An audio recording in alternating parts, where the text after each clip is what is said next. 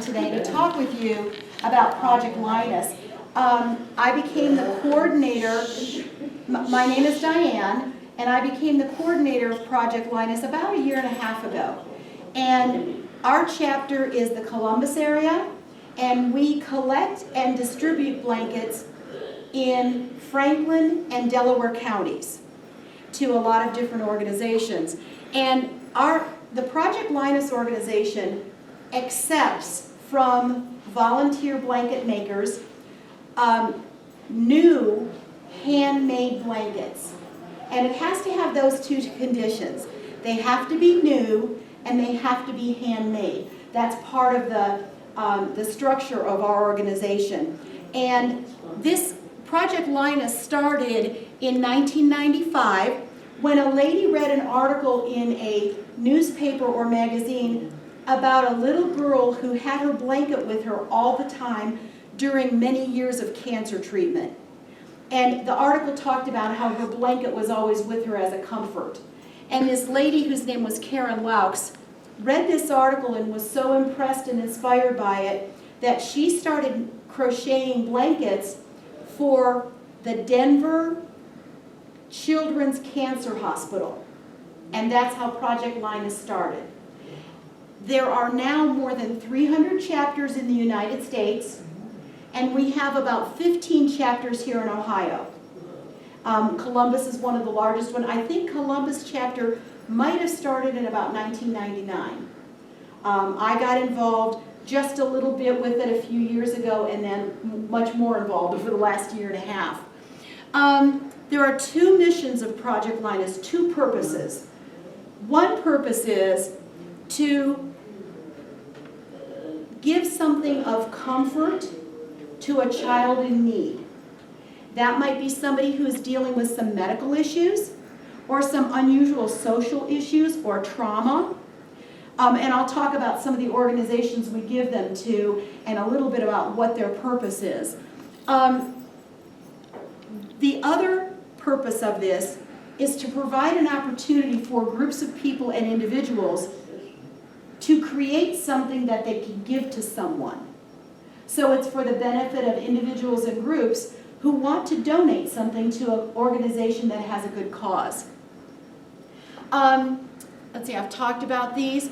Nationwide, there have been more than 9 million blankets distributed since Project Linus started. Our Columbus chapter, I just did a 3-month report to our national office. From January through the end of March, we distributed 497 blankets. Historically, that's more than 40,000 blankets from our chapter, since our chapter got started. Our organization is a nonprofit. There's all the numbers, 5013C. It's a nonprofit organization, and in 2022, it was named as one of the top nonprofit organizations that is a trusted organization, which we're very proud of. We accept all kinds of blankets. Of course, there's knit and crocheted blankets that are on the back table over there that some of you have made and that your friends here have graciously offered for us. Many people make kinds of quilted blankets of any kind. Some people make flannel blankets just with large pieces of flannel or smaller pieces that are quilted. And this is quilted just by straight on a regular sewing machine, not with any fancy quilting. But we do have some people that do fancy quilting.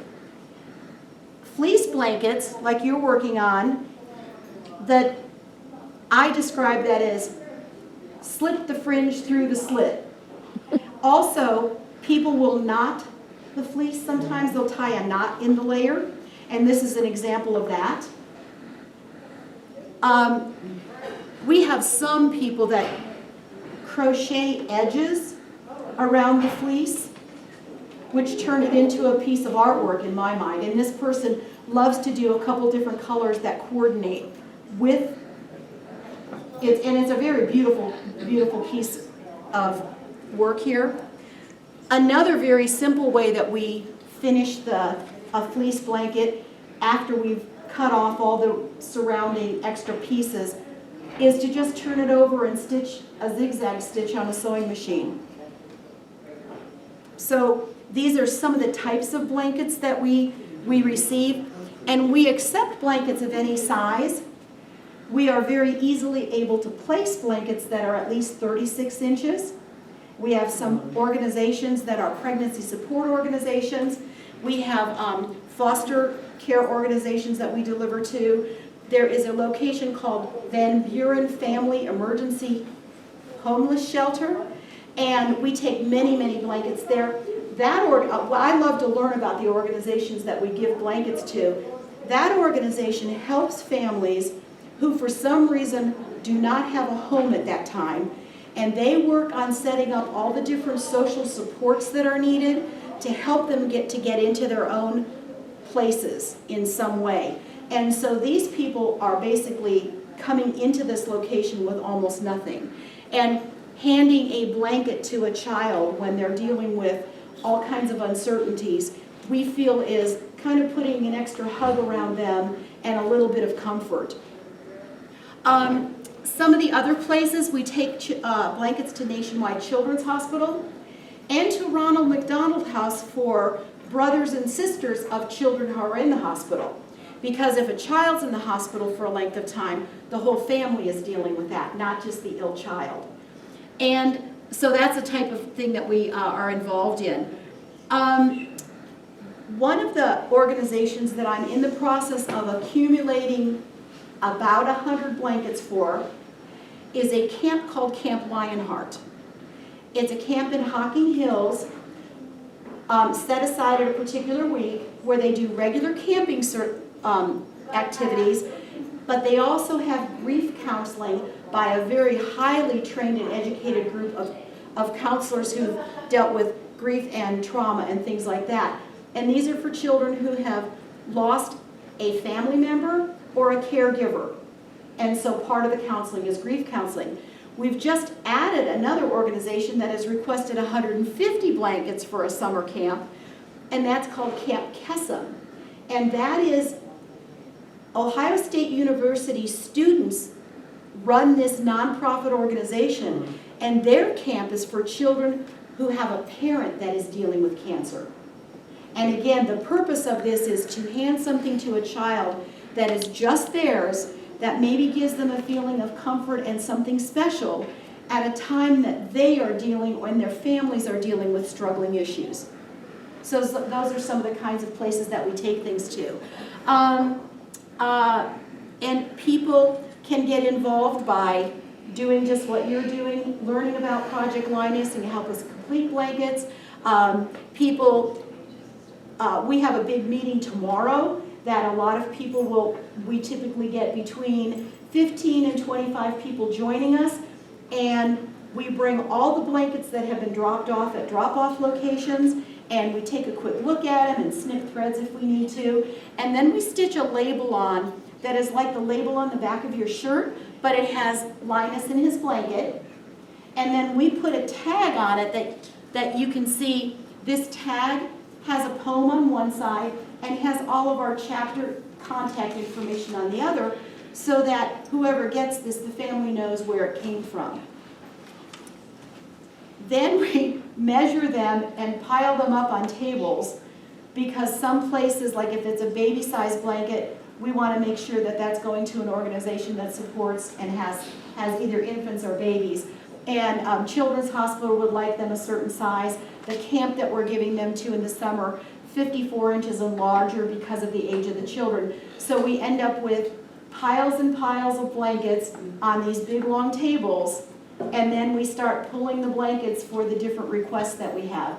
Last month, we processed at one meeting, I think I counted 197 blankets. And when people make these blankets, we have drop-off locations throughout the Columbus area.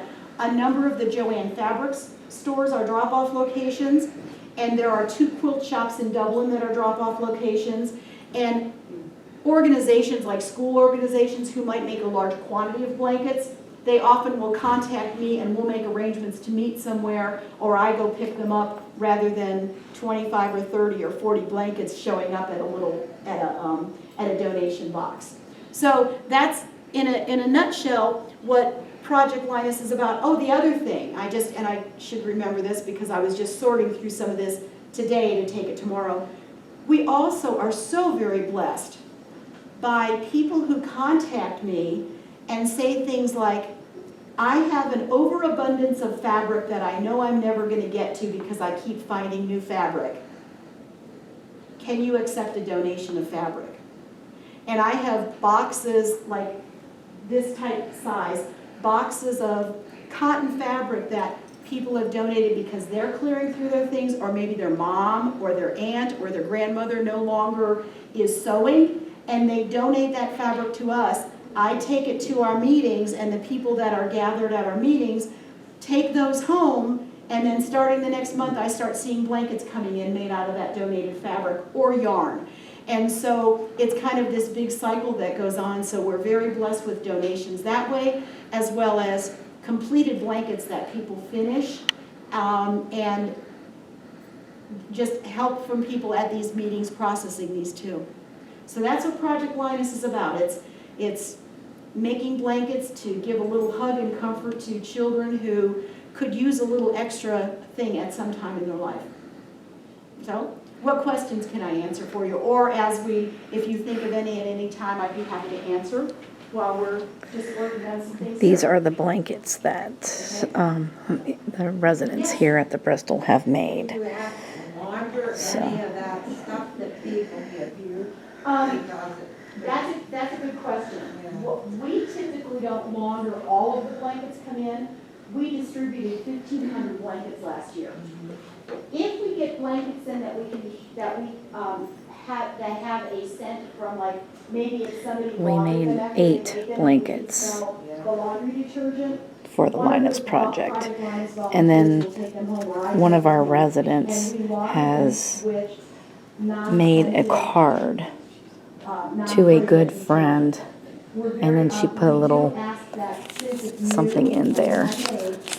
We also, any fabric that we get, the first thing I tell someone is, the fabric that we accept needs to be scent-free from all scents, pet care-free. And Did a good job. sense any, like if somebody had it in boxes, So she made a card for each one of the blankets, and that was really, really nice. That can be washed out and be safe for people. And there we Yes. go. That has been asked of us, do we launder This is all what I of wanted it? to show you for Show Off If we had a Friday. smaller amount, we could do that, but with this quantity,